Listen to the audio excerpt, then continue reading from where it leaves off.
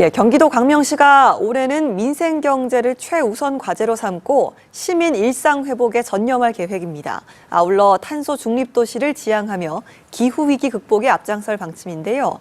오늘은 박승원 광명시장과 함께합니다. 어서 오십시오. 네, 안녕하세요. 예, 시장님께서는 올해 신년사에서 혁신, 성장, 상생의 철학을 바탕으로 지속 가능 발전 도시를 만들겠다고 하셨습니다. 이 부분에 대해서 먼저 구체적인 의미를 좀 들어보겠습니다. 네, 제가 시정을 펼치면서 가장 중심에 두는 것이 지속가능 발전 도시입니다. 예. 누구나 모든 시민이 함께 잘 사는 도시를 지향하고 있는데요.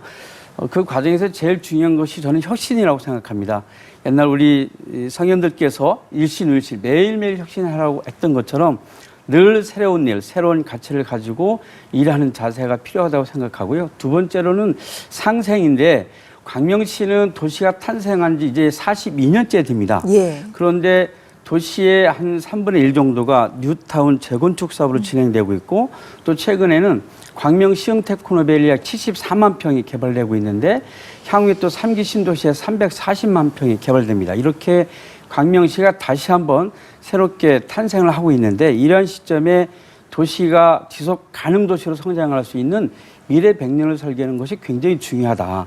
그리고 세 번째 상생인데 이러한 도시의 성장 과정에서 이 시민들이 서로 지역 안에서 삶의 공동체를 형성할 수 있는 그러한 사람 중심의 정책을 펼쳐나가겠다라고 하는 혁신, 성장, 상생 세 가지 가치로 민선 8기 정책을 현재 실행해 나가려고 하고 있습니다. 알겠습니다. 광명시가 생긴 지가 42년이 됐군요. 네. 알겠습니다. 지금 전 세계적으로 코로나19 여파, 경기 불황, 기후 위기 여러 가지 어려움에 직면해 있는 상황인데요.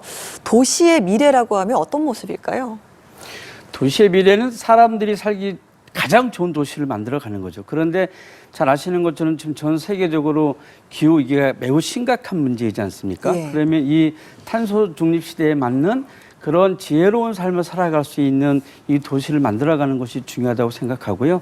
그런 의미 속에서 이 도시를 설계해 나가야 되는데 지금 우리 지구는 전쟁의 위기, 또 코로나와 또 기후 위기를 통한 생태계 위기, 그리고 기술 혁명의 위기가 오고 있잖아요. 이러한 시대에 서로 공존할 수 있는 지속 가능한 그런 도시를 만들어가는 것이 굉장히 중요하다고 생각하고요. 그래서 그런 측면에서 생명과 인권, 그리고 환경, 그리고 또 하나 가장 중요한 함께 상생할 수 있는 그런 미래 도시를 만들어가는 그리고 빈곤 문제를 해결할 수 있는 이런 도시를 만들어가는 것이 지금 우리한테 가장 중요한 과제가 아닌가라는 생각을 갖습니다. 예, 인권, 환경, 상생, 빈곤 문제까지 지적을 해주셨는데 네. 관련해서 올해 좀 가장 중점적으로 추진하시는 사업이 있을까요? 그래서 올해 가장 중점적으로 생각하고 있는 것이 민생 경제와 탄소 중립입니다.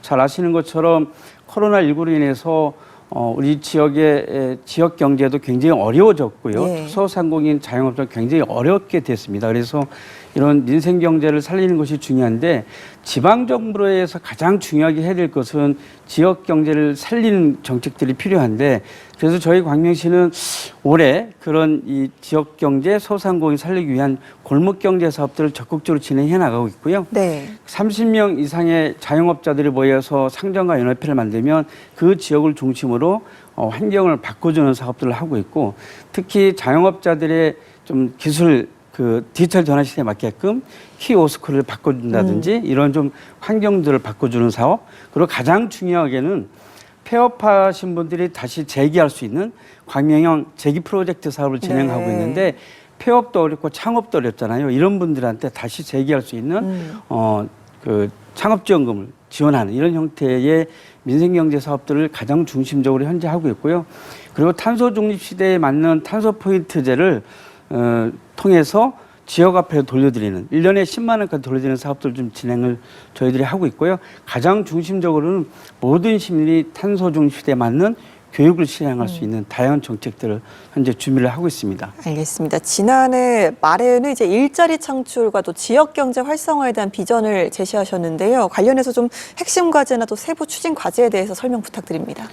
저희가 중장기적으로는 민선 8기에 한 8만 개 일자리를 만들려고 하는데요. 가장 크게는 광명 시흥 테크노밸리에 첨단 산업단지와 일반 산업단지가 들어와요. 거기에 중견기업과 강소기업을 유치를 해서 좀 더 좋은 일자리를 만드는 것이 가장 중요한 우리의 목표로 삼고 있고요. 예. 또한 그 지역의 다양한 형태의 중소기업의 맞춤형 일자리를 만드는 작업들을 현재 준비하고 있고, 특히 탄소 중립과 관련된 사회적 경제 기업들 육성하는 이런 정책들을 하나하나 준비해 나가고 있습니다. 알겠습니다. 자, 시장님께서는요, 전국 평생학습도시협의회 회장을 맡으셨다라고 들었는데요. 이 협의회에서는 어떤 사업을 하고 또 광명시에는 관련해서 또 어떤 걸 준비를 하고 있는지 궁금합니다. 전국에 한 189개 지방자치단체가 이 평생도시협의회에 참여하고 있고요. 네. 그리고 75개의 지역 교육청도 함께 참여하고 있는 지방정부협의회 중에서는 가장 큰 단체입니다. 평생학습 시대에 맞게끔 다양한 평생교육 프로그램들을 함께 운영하고 활성화하기 위한 이런 정보를 교류하는 작업들을 좀 진행하고 있고요.